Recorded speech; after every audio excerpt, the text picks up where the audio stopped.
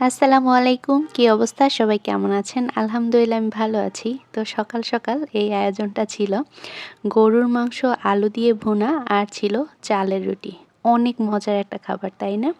অনেকেরই পছন্দের একটা খাবার, আমারও সেরকমের পছন্দ।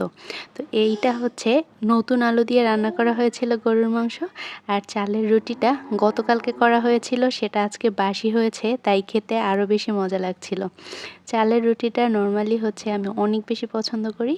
আর দেখা যায় যে মানে রেখে দিলে ১ দিন বা ২ দিন পরেও ওই চালের রুটিটা খেতে বেশ মজা লাগে আমার কাছে। মসলা যদি আমি ২ টা দেই, সেই ২ টা মসলা এসেই আমার কাছে পড়বে। এটা কাকতালীয় কিনা জানি না। মানে মাংসের মধ্যে আমি ২ টা এলাচ দিয়েছিলাম। ২ টা এলাচই কেন আমার প্লেটে এসেই পড়েছিল। এটা বেশিরভাগ সময়ই হয় আমার সাথে। আর মসলাগুলো কেন জানি আমার প্লেটে এসেই পড়ে।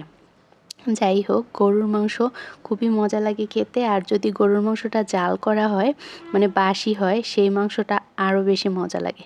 এই মাংসটাও গতকালকে রান্না করা ছিল, সেটা সকালবেলা জাল করার পরে আরও ঘন হয়েছে আর খেতে খুব মজা লাগছিল।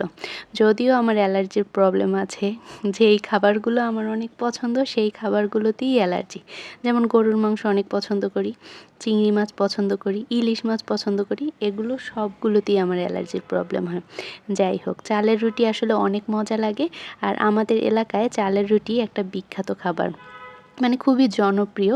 মেহমান আসলে চালের রুটিটা করা হয়। আবার এই শীতের সময়ে হাঁসের মাংস দিয়ে খাওয়া হয়, খুব মজা লাগে খেতে।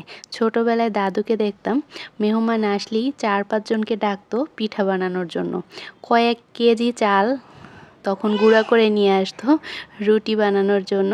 আর কাঠের যে পিঁড়ি, এগুলো দিয়ে বসে পড়তো সবাই, ৪-৫ জন মিলে বসে গল্প করতো আর রুটি বানাতো। তারপরের দিন সকালে সবাইকে বাসি রুটি খাওয়ার দাওয়াত করতো। কী যে মজা ছিল ওই দিনগুলো!